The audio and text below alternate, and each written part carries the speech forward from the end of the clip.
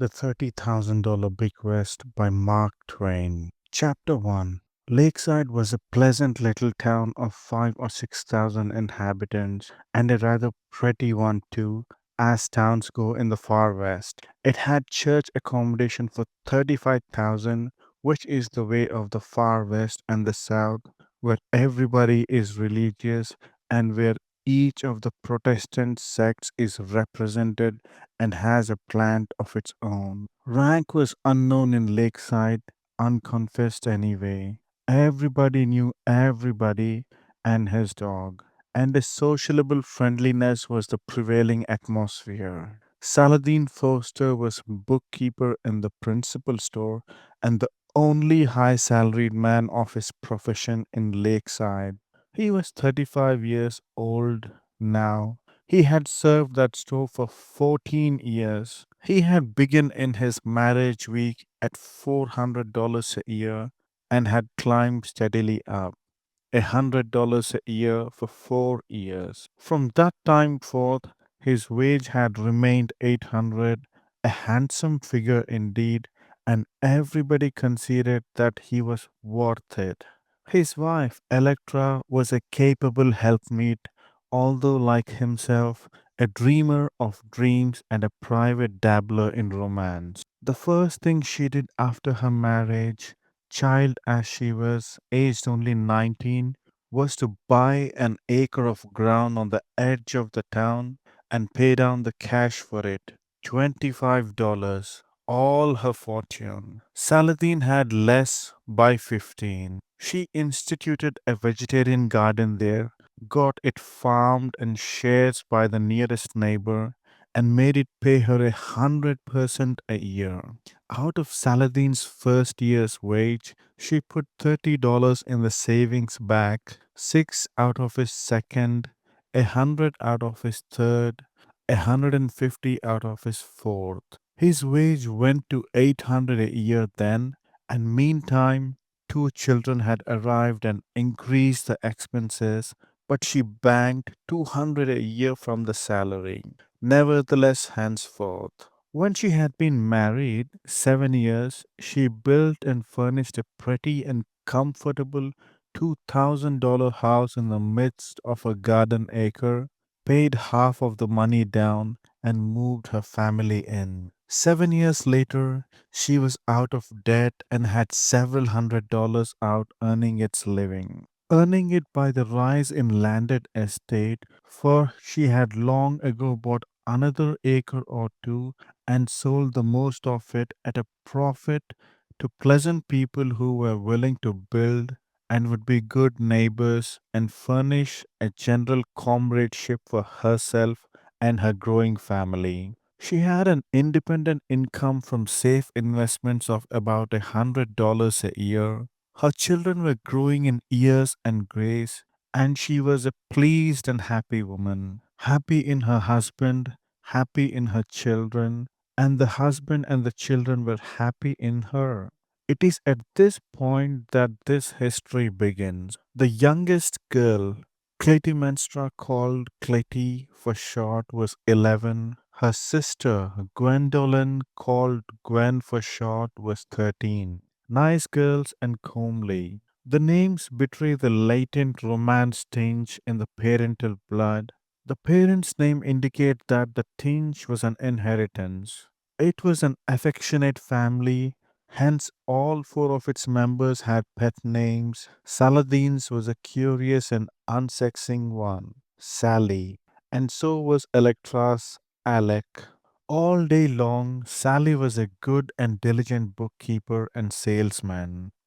All day long, Alec was a good and faithful mother and housewife, and thoughtful and calculating businesswoman. But in the cozy living room at night, they put the plodding world away and lived in another and a fairer, reading romances to each other, dreaming dreams, comrading with kings and princes, and stately lords and ladies in the flash and stir and splendor of noble palaces and grim and ancient castles. Chapter 2. Now came great news, stunning news, joyous news, in fact. It came from a neighboring state where the family's only surviving relative lived. It was Sally's relative, a sort of vague and indefinite uncle or second or third cousin by the name of Tilbury Foster, 70 and a bachelor, reputed well off and corresponding sour and crusty.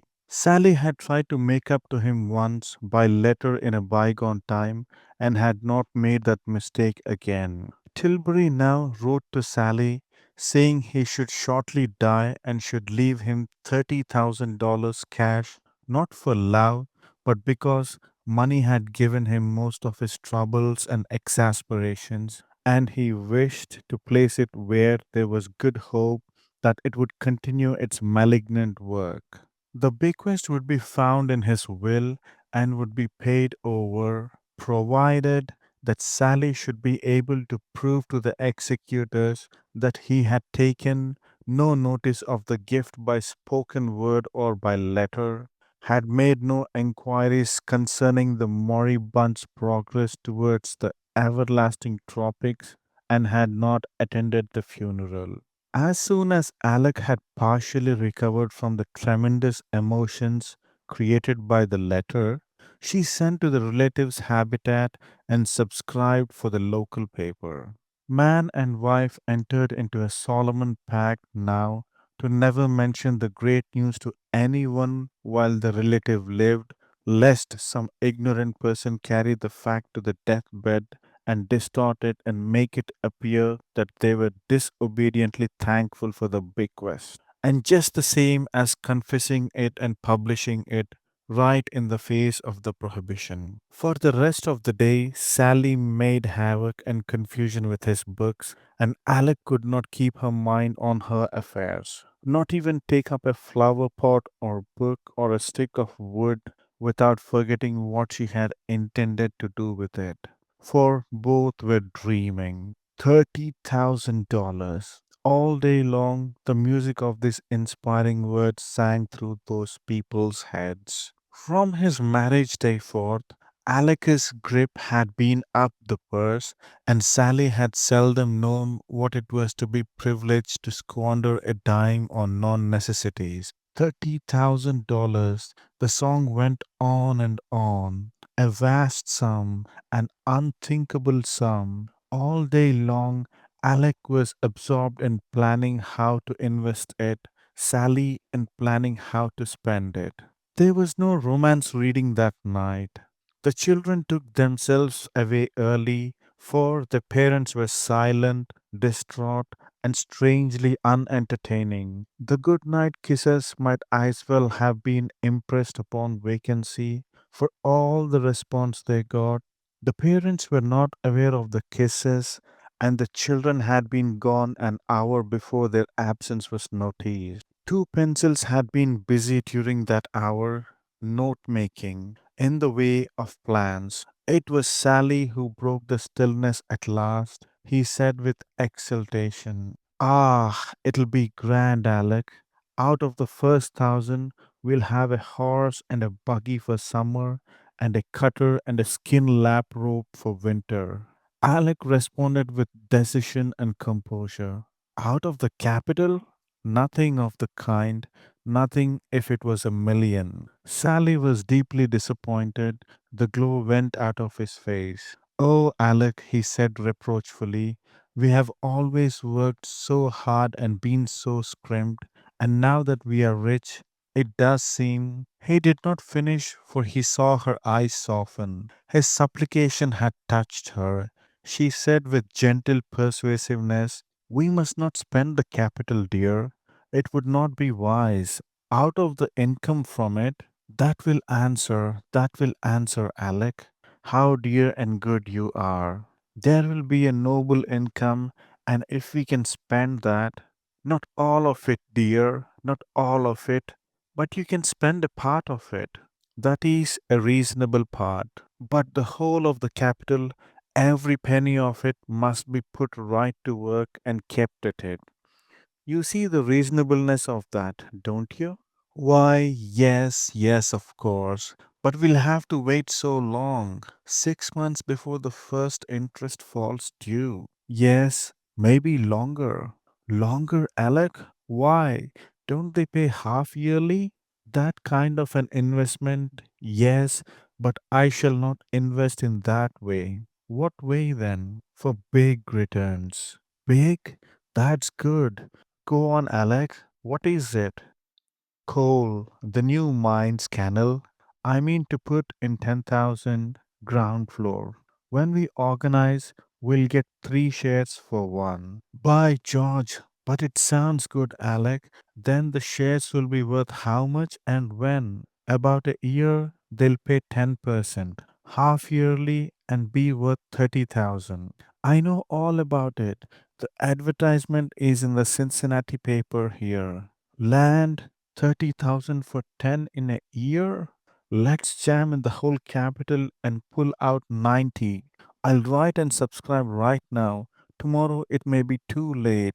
He was flying to the writing desk, but Alex stopped him and put him back in his chair. She said, "Don't lose your head so. We must not subscribe till we have got the money. Don't you know that?" Sally's excitement went down a degree or two, but he was not wholly appeased. "Why, Alec, we'll have it, you know, and so soon too. He's probably out of his troubles before this. It's 100 to do nothing. He's selecting his brimstone shovel this very minute. Now I think." Alec shuddered and said, "How can you, Sally? Don't talk in that way. It is perfectly scandalous." "Oh, well, make it a halo if you like. I don't care for his outfit. I was only just talking. Can't you let a person talk?" "But why should you want to talk in that dreadful way?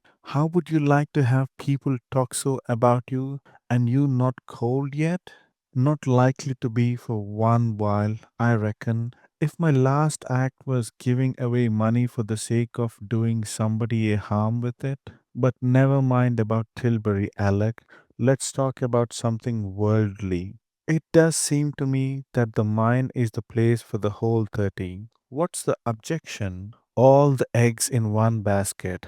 That's the objection. All right, if you say so. What about the other 20? What do you mean to do with that?" "There is no hurry. I'm going to look around before I do anything with it." "All right, if your mind's made up," sighed Sally. He was deep in thought a while, then he said, "There'll be 20,000 profit coming from the 10 a year from now. We can spend that, can't we, Alec?" Alec shook her head. "No, dear," she said. "It won't sell high till we have had the first semi annual dividend. You can spend part of that." "Shucks, only that? And a whole year to wait? Confound it, I. Oh, do be patient. It might even be declared in 3 months. It's quite within the possibilities." "Oh, jolly, oh, thanks." And Sally jumped up and kissed his wife in gratitude. "It'll be 3,000, 3 whole thousand. How much of it can we spend, Alec?" "Make it liberal. Do, dear, that's a good fellow." Alec was pleased, so pleased that she yielded to the pressure and conceded a sum which her judgment told her was a foolish extravagance. $1,000. Sally kissed her half a dozen times, and even in that way could not express all his joy and thankfulness. This new access of gratitude and affection carried Alec quite beyond the bounds of prudence, and before she could restrain herself, she made her darling another grant. A couple of thousand out of the 50 or 60 which she meant to clear within a year of the 20 which still remained of the bequest. The happy tears sprang to Sally's eyes, and he said, "Oh, I want to hug you." And he did.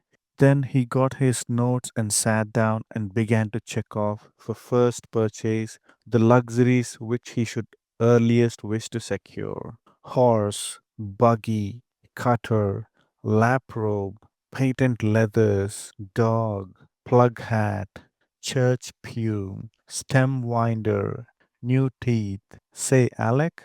Well, ciphering away, aren't you? That's right. Have you got the 20,000 invested yet? No, there is no hurry about that.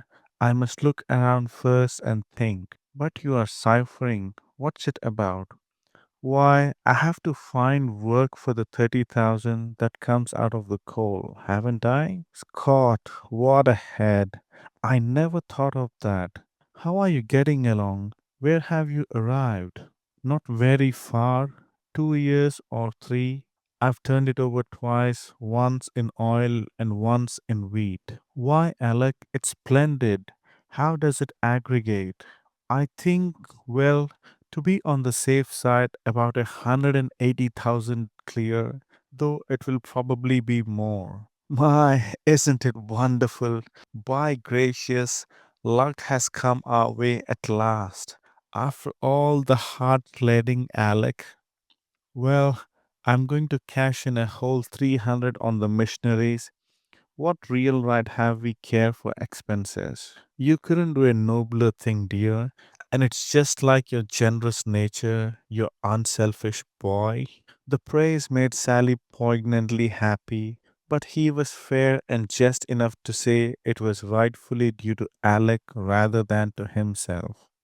Since but for her he should never have had the money. Then they went up to bed, and in their delirium of bliss they forgot and left the candle burning in the parlor. They did not remember until they were undressed. Then Sally was for letting it burn. He said they could afford it if it was 1,000. But Alec went down and put it out. A good job too, for on her way back she hit on a scheme that would turn the 180,000 into half a million before it had had time to get cold. Chapter 3. The little newspaper which Alec had subscribed for was a Thursday ship. It would make the trip of 500 miles from Tilbury's village and arrive on Saturday. Tilbury's letter had started on Friday, more than a day too late for the benefactor to die and get into the week's issue, but in plenty of time to make connection for the next output. Thus, the Fosters had to wait almost a complete week to find out whether anything of a satisfactory nature had happened to him or not. It was a long, long week, and the strain was a heavy one. The pair could hardly have borne it if their minds had not had the relief of wholesome diversion. We have seen that they had that. The woman was piling up fortunes right along. The man was spending them, spending all his wife could give him a chance at any rate. At last, the Saturday came and the weekly Sagamore arrived. Mrs. Eversley Bennet was present. She was the Presbyterian parson's wife and was working the Fosters for a charity. Talk now died a sudden death on the Foster side. Mrs. Bennet presently discovered that her hosts were not hearing a word she was saying, so she got up, wondering and indignant, and went away. The moment she was out of the house, Alec eagerly tore the wrapper from the paper, and her eyes and Sally's swept the columns for the death notices. Disappointment. Tilbury was not anywhere mentioned. Alec was a Christian from the cradle, and duty and the force of habit required her to go through the motion. She pulled herself together and said, with a pious 2% trade joyousness, let us be humbly thankful that he has been spared, and damn his treacherous hide. I wish Sally for shame. I don't care, retorted the angry man. It's the way you feel, and if you weren't so immorally pious, you'd be honest and say so. Alex said with wounded dignity. I do not see how you can say such unkind and unjust things. There is no such thing as immoral piety. Sally felt a pang, but tried to conceal it under a shuffling attempt to save his case by changing the form of it, as if changing the form while retaining the juice would deceive the expert he was trying to placate. He said, I didn't mean so bad as that, Alec. I didn't really mean immoral piety. I only meant well. Conventional piety, or shop piety. The way you know what I mean. Alec, the well where you put up that plated article and play it for solid, without intending anything improper, but just out of trade habit, ancient policy, petrified custom, loyalty to hang it. I can't find the right words, but you know what I mean, Alec, and that there isn't any harm in it. I'll try again. You see, it's this way. If a person you have said quiet enough, said Alec coldly, let the subject be dropped. I'm willing, fervently responded Sally, wiping the sweat from his forehead and looking the thankfulness he had no words for. Then, musingly, he apologized to himself. I certainly held threes, I know it, but I drew and didn't fill. That's where I'm so often weak in the game. If I had stood pat, but I didn't. I never do. I don't know enough. Confessedly defeated, he was properly tamed now and subdued. Alec forgave him with her eyes. The grand interest, the supreme interest, came instantly to the front again. Nothing could keep it in the background many minutes on a stretch. The couple took up the puzzle of the absence of Tilbury's death notice. They discussed it every which way, more or less hopefully, but they had to finish where they had began and concede that the only really sane explanation of the absence of the notice must be, and without doubt was, that Tilbury was not dead. There was something sad about it, something even a little unfair, maybe, but there it was and had to be put up with. They were agreed as to that. To Sally, it seemed a strangely inscrutable dispensation, more inscrutable than usual, he thought.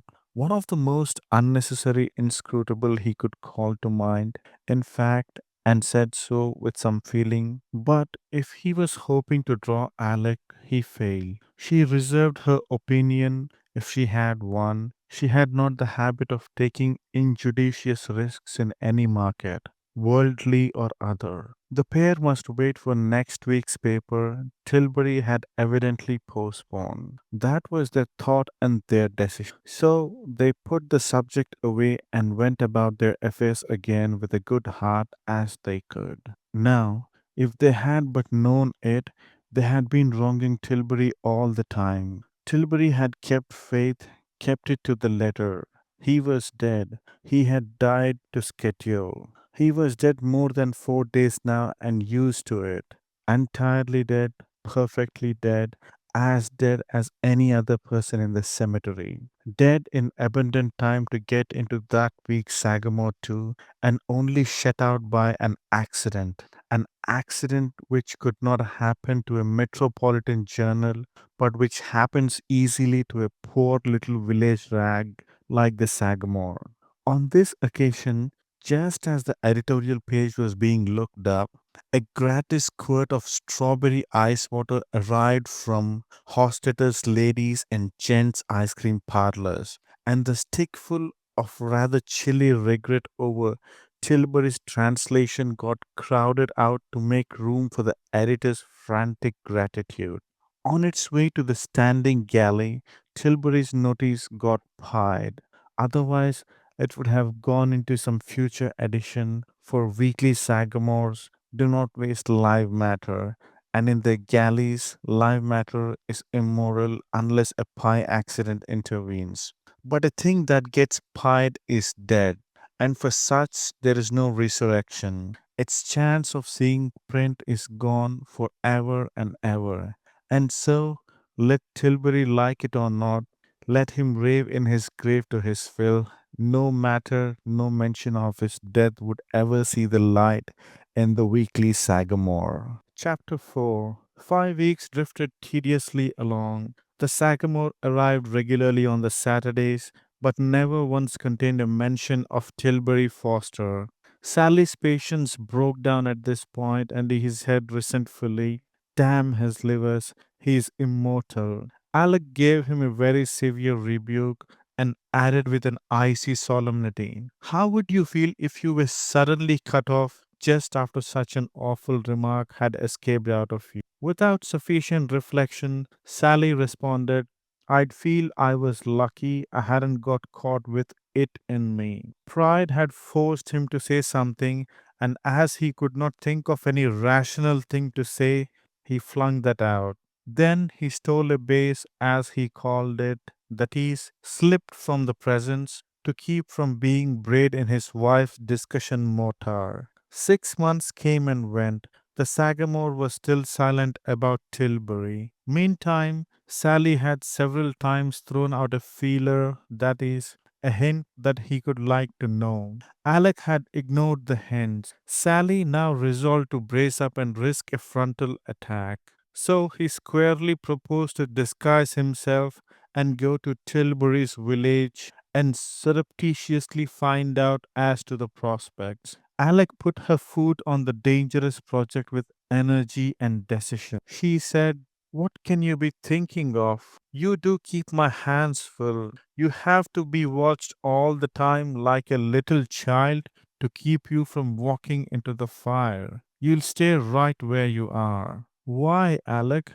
I could do it and not be found. I'm certain of it." "Sally Foster, don't you know you would have to inquire around?"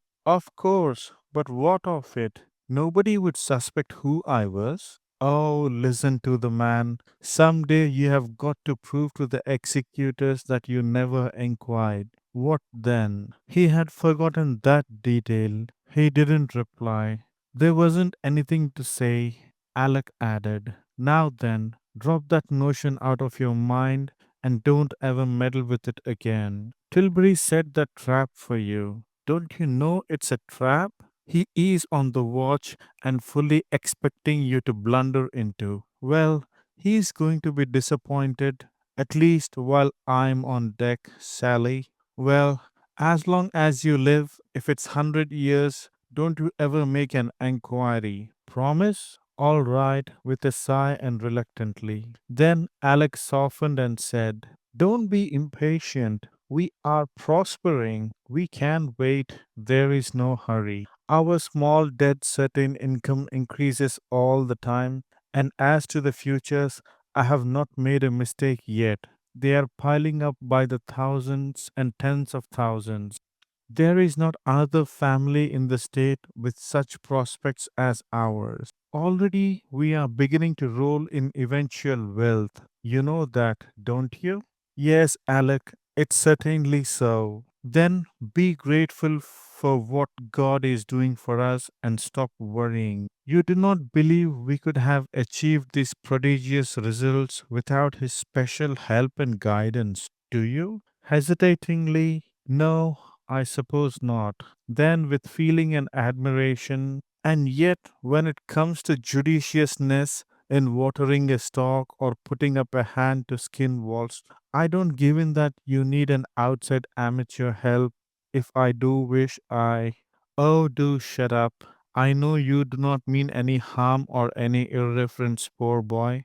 But you can't seem to open your mouth without letting out things to make a person shudder. You keep me in constant dread, for you and for all of us. Once I had no fear of the thunder, but now when I hear it, I—" Her voice broke and she began to cry and could not finish. The sight of this smote Sally to the heart, and he took her in his arms and petted her and comforted her and promised better conduct and upbraided himself and remorsefully pleaded for forgiveness. And he was in earnest and sorry for what he had done and ready for any sacrifice that would make up for it.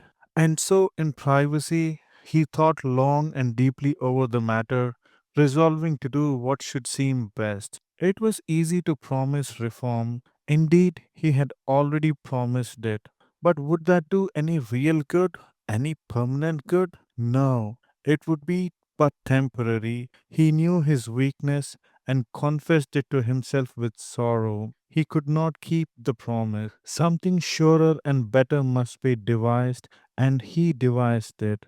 At cost of precious money, which he had long been saving up shilling by shilling, he put a lightning rod on the house. At a subsequent time, he relapsed. What miracles habit can do, and how quickly and how easily habits are acquired, both trivialing habits and habits which profoundly change us. If by accident we wake at 2 in the morning a couple of nights in succession, we have need to be uneasy, for another repetition can turn the accident into a habit.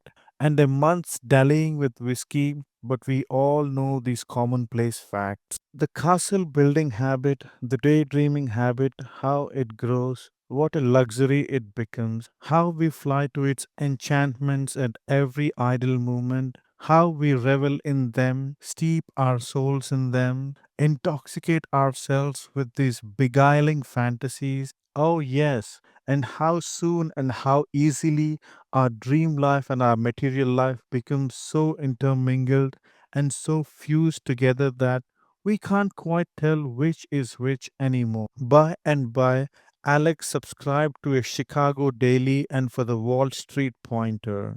With an eye single to finance, she studied these as diligently all the week as she studied her Bible Sundays. Sally was lost in admiration to note with what swift and sure strides her genius and judgment developed and expanded in the forecasting and handling of the securities of both the material and spiritual markets. He was proud of her nerve and daring in exploiting worldly stocks, and just as proud of her conservative caution in working her spiritual deals. He noted that she never lost her head in either case, that with a splendid courage she often went short on worldly futures, but headfully drew the line there. She was always long on the others. Her policy was quite sane and simple, as she explained it to him. What she put into earthly futures was for speculation. What she put into spiritual futures was for investment. She was willing to go into the one on a margin and take chances, but in the case of the other, margin her no margin. She wanted to cash in 100 cents per dollar's worth and have the stock transferred onto the books. It took but a very few months to educate Alex's imagination and Sally's. Each day's training added something to the spread and effectiveness of the two machines. As a consequence, Alec made imaginary money much faster than at first she had dreamt of making it, and Sally's competency in spending the overflow of it kept pace with the strain put upon it right along. In the beginning, Alec had given the cold speculation a 12-month in which to materialize and had been loath to grant that this term might possibly be shortened by 9 months. But that was the feeble work, the nursery work of a financial fancy that had had no teaching, no experience, no practice. These 8 soon came, then that 9 months vanished, and the imaginary $10,000 investment came marching home with 300% profit on its back. It was a great day for the pair of Fosters. They were speechless for joy, also speechless for another reason. After much waiting for the market, Alec had lately, with fear and trembling, made her first flyer on a margin, using the remaining 20,000 of the bequest in this risk. In her mind's eye, she had seen it climb, point by point, always with a chance that the market would break, until at last her anxieties were too great for further endurance. She, being new to the margin business and unhardened as yet, and she gave her imaginary broker an imaginary order by imaginary telegraph to sell. She said $40,000 profit was enough. The sale was made on the very day that the coal venture had returned with its richest freight.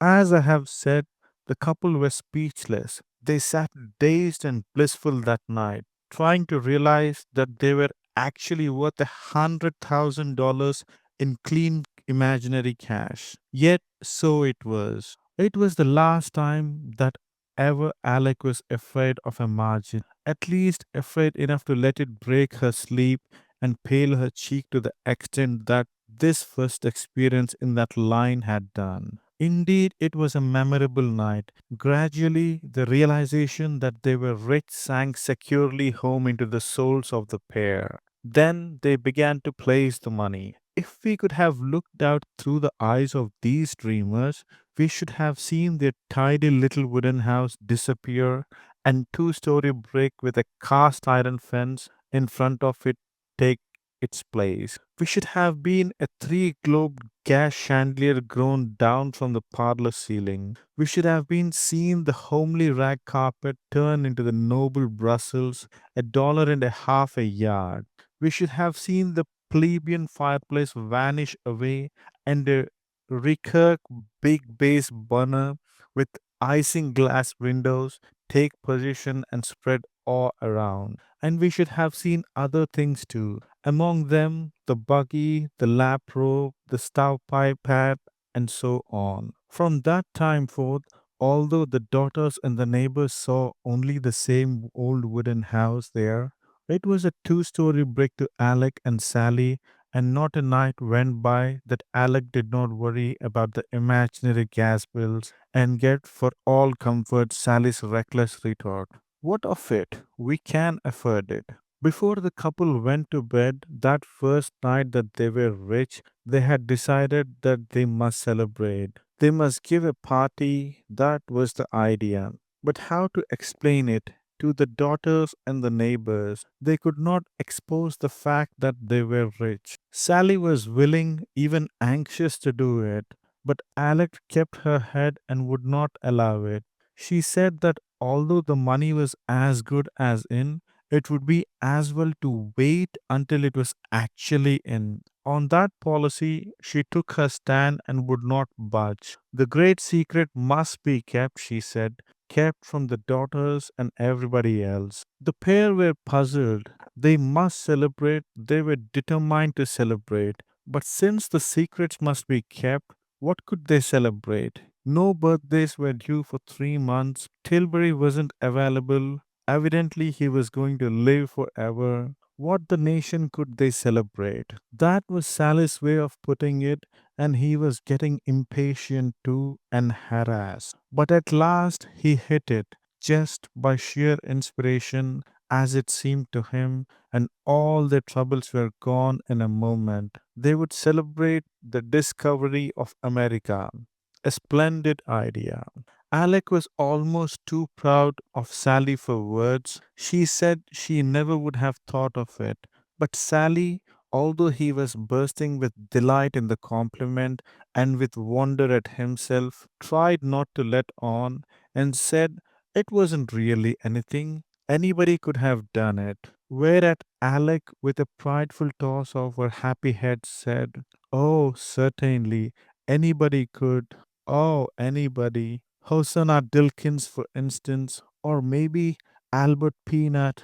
Oh dear, yes. Well, I'd like to see them try it, that's all. Dear me, says, if they could think of the discovery of a 40-acre island, it's more than I believe they could. And as for the whole continent, why, Sally Foster, you know perfectly well it would strain the livers and lights out of them, and then they couldn't. The dear woman, she knew he had talent, and if affection made her overestimate the size of it a little, surely it was a sweet and gentle crime and forgivable for its source sake. Chapter 5. The celebration went off well. The friends were all present, both the young and the old. Among the young were Flossie and Gracie Peanut and their brother Adelbert, who was a rising young journeyman tinner.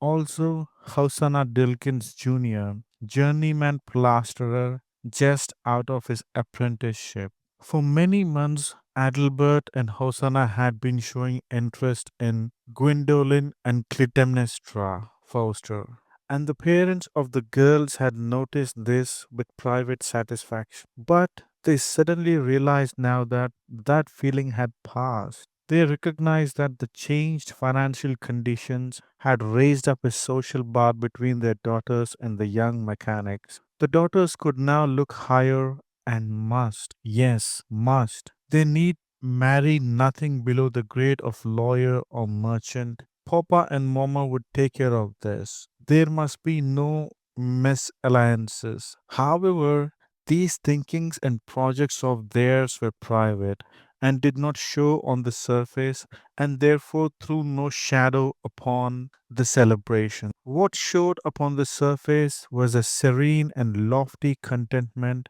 and a dignity of carriage and gravity of deportment which compelled the admiration and likewise the wonder of the company. All noticed it and all commented upon it, but none was able to divine the secret of it. It was a marvel and a mystery. Three several persons remarked without suspecting what clever shots they were making. It's as if they'd come into property. That was just it indeed. Most mothers would have taken hold of the matrimonial matter in the old regulation way. They would have given the girls a talking to of a Solomon sort and untactful, a lecture of calculated to defeat its own purpose by producing tears and secret rebellion, and the said mothers would have further damaged the business by requesting the young mechanics to discontinue their attentions. But this mother was different. She was practical. She said nothing to any of the young people concerned, not to anyone else except Sally. He listened to her and understood and admired. He said, I get the idea. Instead of finding fault with the samples on view, thus hurting feelings and obstructing trade without occasion, you merely offer a higher class of goods for the money and leave nature to take their course. It's wisdom, Alec, solid wisdom, and sound as a nut. Who's your fish? Have you nominated him yet? No, she hadn't. They must look the market over, which they did. To start with, they considered and discussed Brandish, rising young lawyer, and Fulton, rising young dentist. Sally must invite them to dinner, but not right away. There was no hurry, Alex said. Keep an eye on the pair and wait. Nothing would be lost by going slowly in so important a matter.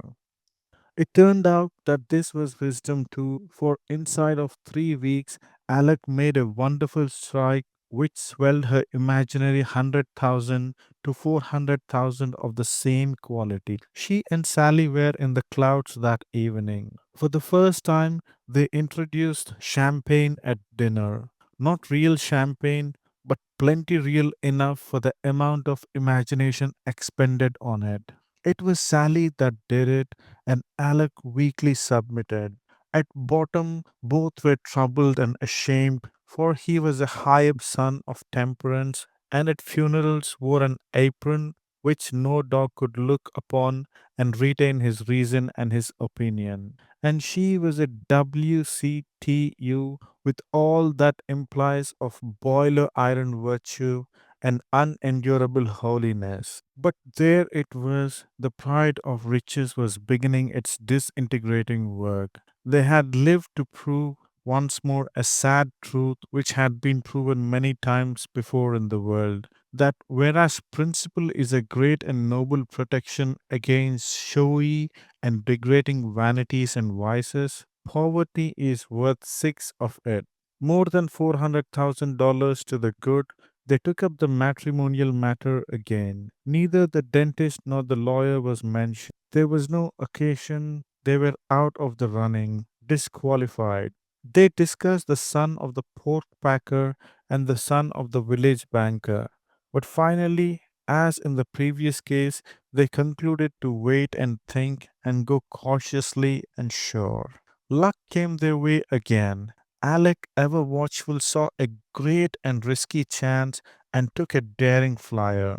A time of trembling, of doubt, of awful uneasiness followed, for non success meant absolute ruin and nothing short of it. Then came the result, and Alec, faint with joy, could hardly control her voice when she said, the suspense is over, Sally, and we are worth a cold million. Sally wept for gratitude and said, oh, Electra, jewel of woman, darling of my heart, we are free at last. we roll in wealth, we need never scrimp again. It's a case for view cliquet.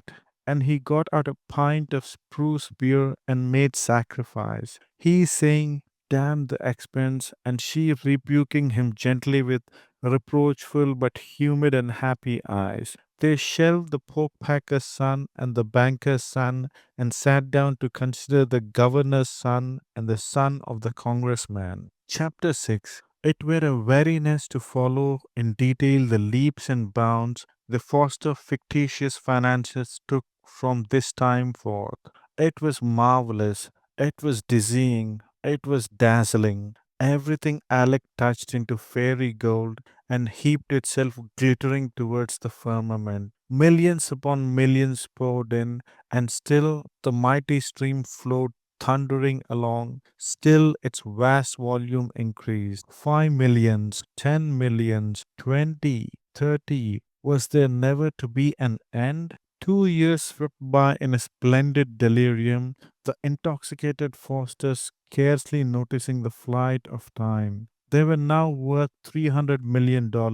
They were in every board of directors of every prodigious combine in the country. And still, as time drifted along, the millions went on piling up, five at a time, 10 at a time, as fast as they could tally them off. Almost. The 300 doubled itself, then doubled again, and yet once more. 2400 millions. The business was getting a little confused. It was necessary to take an account of stock and straighten it out. The Fosters knew it. They felt it. They realized that it was imperative. But they also knew that to do it properly and perfectly, the task must be carried to a finish without a break when once it was begun. A 10 hours job, and where could they find 10 leisure hours in a bunch? Sally was selling pins and sugar and calico all day and every day. Alec was cooking and washing dishes and sweeping and making beds all day and every day. With none to help, for the daughters were being saved up for high society. The Fosters knew there was one way to get the 10 hours and only one. Both were ashamed to name it. Each waited for the other to do it. Finally, Sally said, "Somebody's got to give in. It's up to me. Consider that I have named it. Never mind pronouncing it out aloud." Alec colored but was grateful. Without further remark, they fell and broke the Sabbath, for that was their only free 10-hour stretch. It was but another step in the downward path. Others would follow. Vast wealth has temptations which fatally and surely undermine the moral structure of persons not habituated to its possession. They pulled down the shades and broke the Sabbath. With hard and patient labor, they overhauled their holdings and listed them, and a long drawn procession of formidable names it was, starting with the railway systems, steamer lines, Standard Oil, ocean cables, diluted telegraph, and all the rest, and winding up with Klondike, De Beers, Tammany Graft, and shady privileges in the post office department. 2400 millions and all safely planted in good things, gilt edged and interest bearing. Income $120 million a year.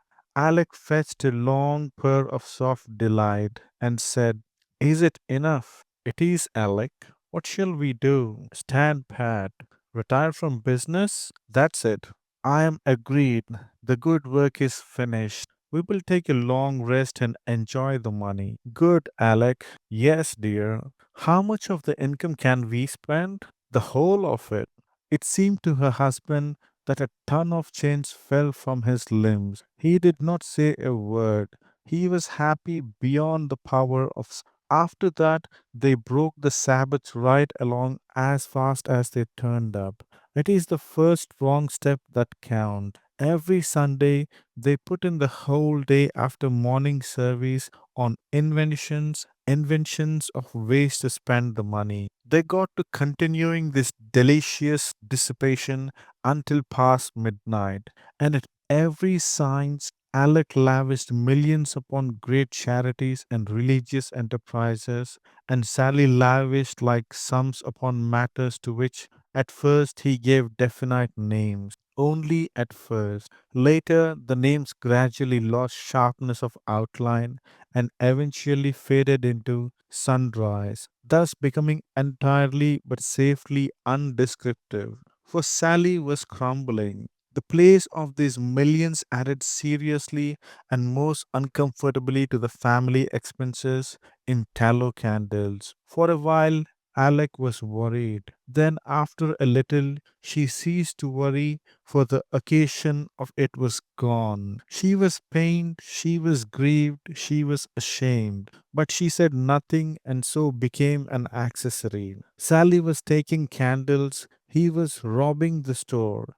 It is ever thus. Vast wealth to the person unaccustomed to it is a bane. It eats into the flesh and bones of his morals. When the Fosters were poor, they could have been trusted with untold candles. But now they, but let us not dwell upon it. From candles to apples is but a step. Sally got to taking apples, then soap, then maple sugar, then canned goods, then crockery. How easy it is to go from bad to worse when once we have started upon a downward course. Meanwhile, other effects had been milestoning the course of the Foster's splendid financial march. The fictitious brick dwelling had given place to an imaginary granite one with a checkerboard mansard roof. In time, this one disappeared and gave place to a still grander home, and so on and so on. Mansion after mansion, made of air, rose higher, broader, finer,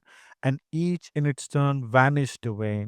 Until now, in these latter great days, our dreamers were in a fancy house in a distant region in a sumptuous vast palace which looked out from a leafy summit upon a noble prospect of vale and river receding hills steeped in tinted mists, and all private, all the property of the dreamers, a palace swarming with liveried servants and populous with guests of fame and power, hailing from all the world's capitals, foreign and domestic. This palace was far, far away toward the rising sun, immeasurably remote, astronomically remote, in Newport, Rhode Island, holy land of high society, ineffable domain of the American aristocracy. As a rule, they spent a part of every Sabbath after morning service in this sumptuous home. The rest of it they spent in Europe or in dawdling around in their private yard. 6 days of sordid and plodding fact life at home on the ragged edge of lakeside and straitened means. The seventh in fairyland, such had been their program and their habit. In their sternly restricted fact life, they remained as of old, plodding, diligent, careful, practical, economical. They stuck loyally to the little Presbyterian church and labored faithfully in its interests and stood by its high and tough doctrines with all their mental and spiritual energies. But in their dream life, they obeyed the invitations of their fancies, whatever they might be, and howsoever the fancies might change. Alec's fancies were not very capricious and not frequent, but Sally scattered a good deal. Alec, in her dream life, went over to the Episcopal camp on account of its large official titles. Next, she became High Church on account of the candles and shows. And next, she naturally changed to Rome, where there were cardinals and more candles. But these excursions were a nothing to Sally's. His dream life was glowing and continuous and persistent excitement, and he kept every part of it fresh and sparkling by frequent changes, the religious part along with the rest. He worked his religious hard and changed them with his shirt. The liberal spendings of the Fosters upon their fancies began early in their prosperities and grew into prodigality step by step with their advancing fortune. In time, they became truly enormous. Alec built a university or two per Sunday, also a hospital or two, also a Rotten hotel or so, also a batch of churches, now and then a cathedral, and once, with untimely and ill chosen playfulness, Sally said, it was a cold day when she didn't ship a cargo of missionaries to persuade unreflecting Chinamen to trade off 24-carat Confucianism for counterfeit Christianity. This rude and unfeeling language hurt Alec to the heart, and she went from the presence crying. That spectacle went to his own heart, and in his pain and shame, he would have given worlds to have those unkind words back. She had uttered no syllable of reproach, and that cut him. Not one suggestion that he look at his own record, and she could have made, oh, so many, and such blistering ones. Her generous silence brought a swift revenge, for it turned his thoughts upon himself. It summoned before him a spectral procession, a moving vision of his life as he had been leading it these past few years of limitless prosperity. And as he sat there, reviewing it, his cheeks burned and his soul was steeped in humiliation. Look at his life, how fair it was and tending ever upward. And look at his own, how frivolous, how charged with mean vanities, how selfish, how empty, how ignoble. And its trend never upward but downward, ever downward. He instituted comparisons between her record and his own. He had found fault with her, so he amused he. And what could he say for himself? When she built her first church, what was he doing? Gathering other Blaze multimillionaires into a poker club? Defiling his own palace with it? Losing hundreds of thousands to it at every sitting? And sillily vain of the admiring notoriety it made for him. When she was building her first university, what was he doing? Polluting himself with a gay and dissipated secret life in the company of other fast bloods, multimillionaires in money and paupers in character. When she was building her first foundling asylum, what was he doing? Alas, when she was projecting her noble society for the purifying of the sex, what was he doing? Ah, what indeed? When she sat at the WCTU and the woman with the hatchet, moving with resistless march, was sweeping the fatal bottle from the land, what was he doing? Getting drunk 3 times a day. When she, builder of 100 cathedrals, was being gratefully welcomed and blessed in papal Rome and decorated with the golden rose which she had so honorably earned, what was he doing? Breaking the bank at Monte Carlo. He stopped. He could go no farther. He could not bear the rest. He rose up with a great resolution upon his lips. His secret life should be revealed and confessed. No longer would he live it clandestinely. He would go and tell her all. And that is what he did. He told her all and wept upon her bosom, wept and moaned and begged for her forgiveness. It was a profound shock, and she staggered under the blow, but he was her own, the core of her heart, the blessing of her eyes, her all in all. She could deny him nothing, and she forgave him. She felt that he could never again be quite to her what he had been before. She knew that he only repent and not reform. Yet all morally defaced and decayed as he was he not her own, her very own, the idol of her deathless worship? She said she was his serf, his slave, and she opened her yearning heart and took him in. Chapter 7. On Sunday afternoon, sometime after this, they were sailing the summer seas in their dream yard and reclining in a lazy luxury under the awning of the after deck. There was silence, for each was busy with his own thoughts. These seasons of silence had insensibly been growing more and more frequent of late. The old nearness and cordiality were waning. Sally's terrible revelation had done its work. Alec had tried hard to drive the memory out of her mind, but it would not go, and the shame and bitterness of it were poisoning her gracious dream life. She could see now on Sundays that her husband was becoming a bloated and repulsive thing. She could not close her eyes to this, and in these days she no longer looked at him Sundays when she could help it. But she was she herself without blemish? Alas, she knew she was not. She was keeping a secret from him. She was acting dishonorably toward him, and many a pang it was costing her.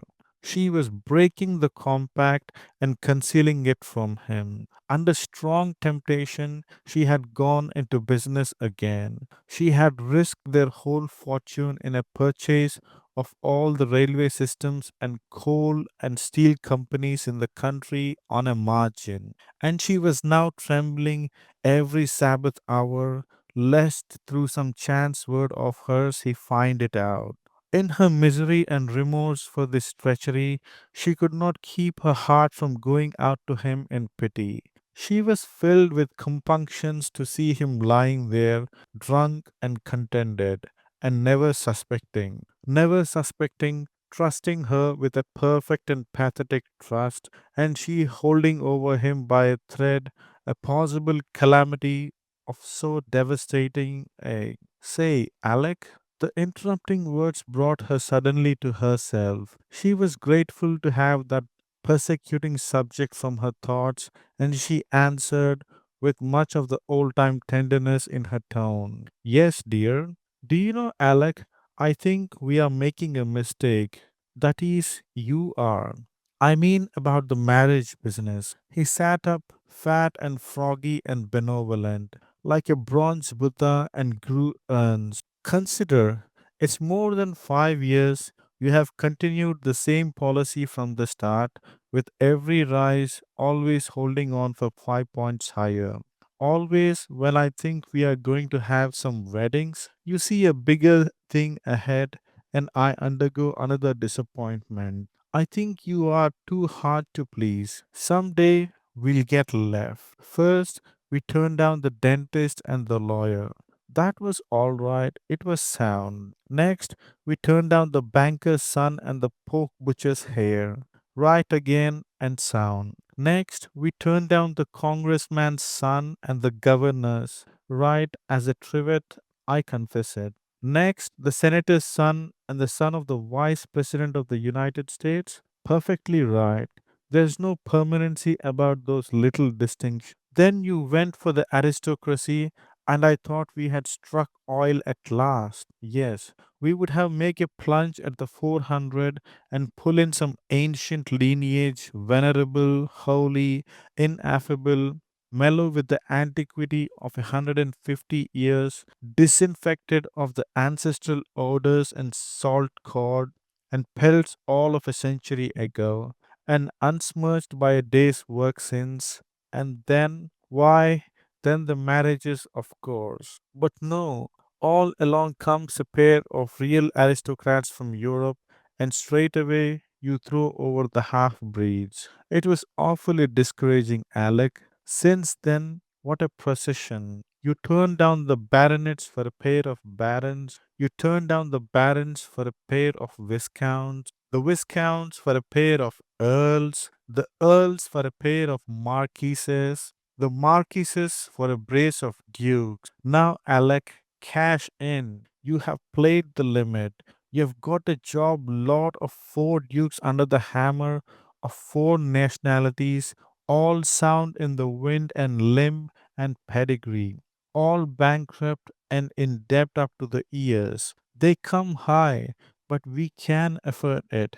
Come, Alec, don't delay any longer. don't keep up the suspense. Take the whole layout and leave the girls to. Alec had been smiling blandly and contentedly all through this arraignment of her marriage policy.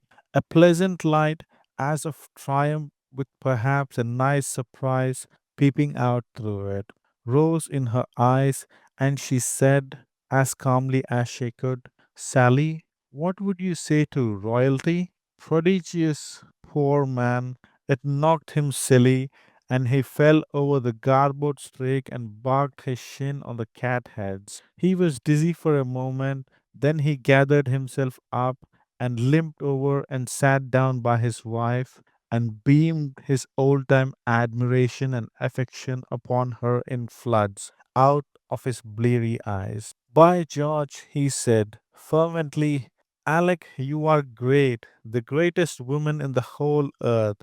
I can't ever learn the whole size of you. I can't ever learn the immeasurable deeps of you. Here I have been considering myself qualified to criticize your game. Why, if I had stopped to think, I'd have known you had a lone hand up your sleeve. Now, dear heart, I'm all red hot impatient. Tell me about it. The flattered and happy woman put her lips to his ear and whispered a princely name. It made him catch his breath and it lit his face with exultation. Lad, he said, it's a stunning catch. He's got a gambling hall and a graveyard and a bishop and a cathedral all his very own, and all gilt edged 500% stock. Every detail of it. The tidiest little property in Europe, and that graveyard, it's the selectest in the world. None but suicides admitted. Yes, sir, and the free list suspended too all the time. There isn't much land in the principality, but there's enough. 800 acres in the graveyard and 42 outside. It's a sovereignty, that's the main thing. Land's nothing. There's plenty land. Sahara's drugged with it. Alec glowed. She was profoundly happy. She said, think of it, Sally. It is a family that has never married outside the royal and imperial houses of Europe. Our grandchildren will sit upon throne. True as you live, Alec, and bear scepters and handle them as naturally and nonchalantly as I handle a yardstick. It's a grand catch, Alec. He's quarreled, is he? Can't get away. You didn't take him on a march? No, trust me for that. He is not a liability, he's an asset. So is the other one. Who is it, Alec? His Royal Highness Sigmund Siegfried Launfeld Dinkelspiel Schwarzenberg Bloodwurst, hereditary Grand Duke of Katzenjammer. No, you can't mean it. It's as true as I'm sitting here. I give you my word, she answered. His cup was full, and he hugged her to his heart with rapture, saying, how wonderful it all seems and how beautiful. It's one of the oldest and noblest of the 364 ancient German principalities, and one of the few that was allowed to retain its royal estate from Bismarck and got done trimming them. I know that farm. I've been there.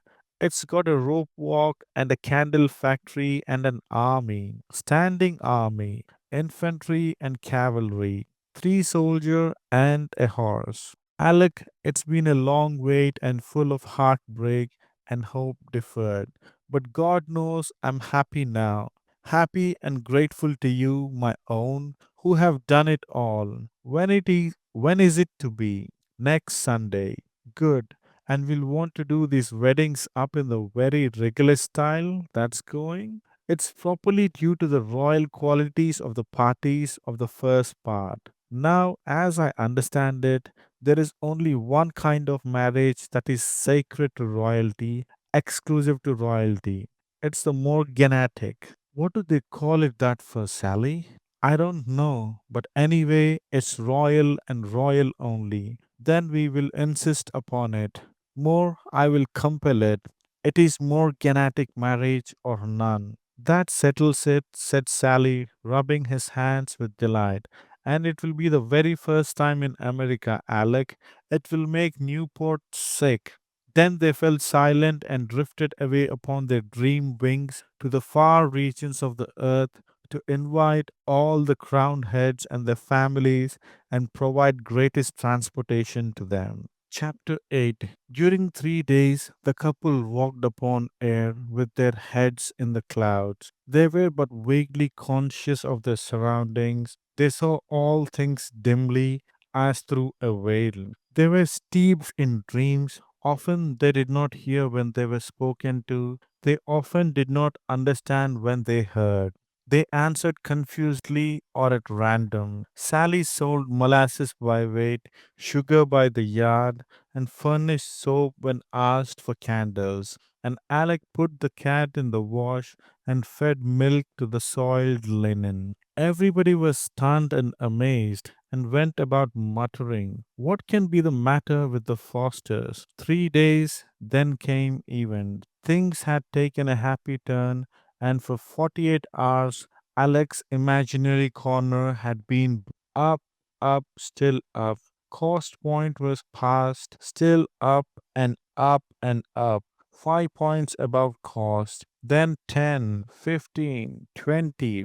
20 points cold profit on the vast venture now, and Alec's imaginary brokers were shouting frantically by imaginary long distance. Sell, sell, for heaven's sake, sell. She broke the splendid news to Sally, and he too said, "Sell, sell. Oh, don't make a blunder now.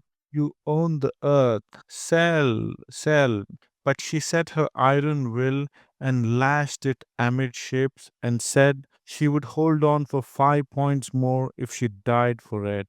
It was a fatal resolve. The very next day came the historic crash, the record crash, the devastating crash when the bottom fell out of Wall Street and the whole body of gilt edged stocks dropped 95 points in 5 hours, and the multimillionaire was seen begging his bread in the Bowery. Alex sternly held her grip and put up as long as she could, but at last there came a call which she was powerless to meet, and her imaginary brokers sold her out. Then, and not till then, the man in her was vanished, and the woman in her resumed sway. She put her arms about her husband's neck and wept, saying, "I am to blame. Do not forgive me. I cannot bear it. We are paupers, paupers, and I am so miserable. The weddings will never come off. All that is past. We could not even buy the dentist now." A bitter reproach was on Sally's tongue. "I begged you to sell, but you." He did not say it. He had not the heart to add a hurt to her broken and repentant spirit. A nobler thought came to him, and he said, "Bear up, my Alec. All is not lost. You really never invested a penny of my uncle's bequest, but only its unmaterialized future. What we have lost was only the incremented harvest from the future by your incomparable financial judgment and sagacity. Cheer up, banish these griefs. We still have the 30,000 untouched, and with the experience which you have acquired, think what you will be able to do with it in a couple of years. The marriages are not off, they are only postponed." These were blessed words. Alex saw how true they were, and their influence was electric. Her tears ceased to flow, and her great spirit rose to its full stature again. With flashing eyes and grateful heart, and with hand uplifted in pledge and prophecy, she said, "Now and here I proclaim." But she was interrupted by a visitor. It was the editor and proprietor of the Sagamore. He had happened into Lakeside to pay a duty call upon an obscure grandmother of his who was nearing the end of a pilgrimage, and with the idea of combining business with grief, he had looked up the Fosters, who had been so absorbed in other things for the past 4 years that they neglected to pay up their subscription. $6 due. No visitor could have been more welcome. He would know all about Uncle Tilbury and what his chances might be getting to be. Cemetery words. They could, of course, ask no questions, for that would squelch the bequest, but they could nibble around on the edge of the subject and hope for result. The scheme did not work.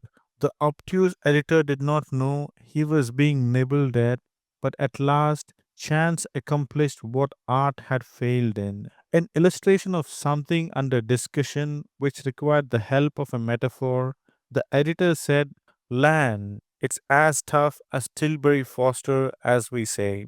It was sudden and it made the Fosters jump. The editor noticed and said apologetically, No harm intended, I assure you.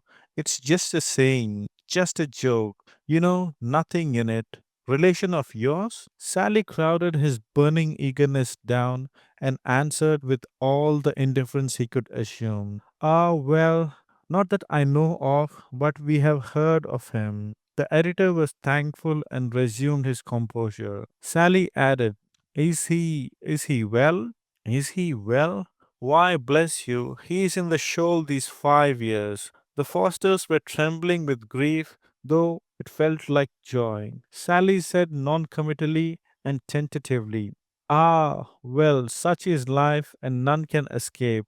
Not even the rich are spared. The editor laughed. If you are including Tilbury, said he, it don't apply. He hadn't a cent. The town had to bury him. The Foster sat petrified for 2 minutes, petrified and cold. Then, white faced and weak voiced, Sally asked, Is it true? Do you know it to be true? Well, I should say I was one of the executors. He hadn't anything to leave but a wheelbarrow, and he left that to me. It hadn't any wheel and wasn't any good. Still, it was something, and so to square up, I scribbled off a sort of a little obituarial send off for him, but it got crowded out. The Fosters were not listening. The cup was full. It could contain no more.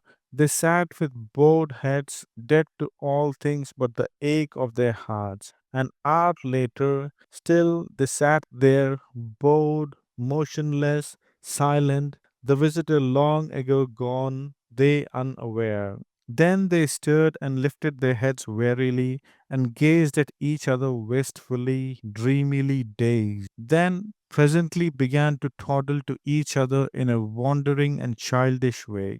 At intervals, they lapsed into silences, leaving a sentence unfinished, seemingly either unaware of it or losing their way. Sometimes, when they woke of their silences, they had a dim and transient consciousness that something had happened to their minds. Then, with a dumb and yearning solitude, they would softly caress each other's hands in mutual compassion and support, as if they would say, I am near you, I will not forsake you, we will bear it together. Somewhere there is release and forgetfulness, somewhere there is a grave and peace. Be patient, it will not be long. They lived yet 2 years in mental night, always brooding, steeped in vague regrets and melancholy dreams, never speaking. Then release came to both on the same day. Toward the end of the darkness lifted from Sally's ruined mind for a moment, and he said, Vast wealth acquired by sudden and unwholesome means is a snare. It did us no good, transient were its feverish pleasures, yet for its sake we threw away our sweet and simple and happy life. Let others take warning by us. He lay silent a while with closed eyes. Then, as the chill of death crept upward toward his heart and unconsciousness was fading from his brain, he muttered, Money had brought him misery, and he took his revenge upon us who had done him no harm. He had his desire with base and cunning calculation. He left us but 30,000, knowing we would try to increase it and ruin our life and break our hearts. Without added expense, he could have left us far above desire of increase, far above the temptation to speculate, and a kinder soul would have done it. But in him was no generous spirit, no pity, none. The end.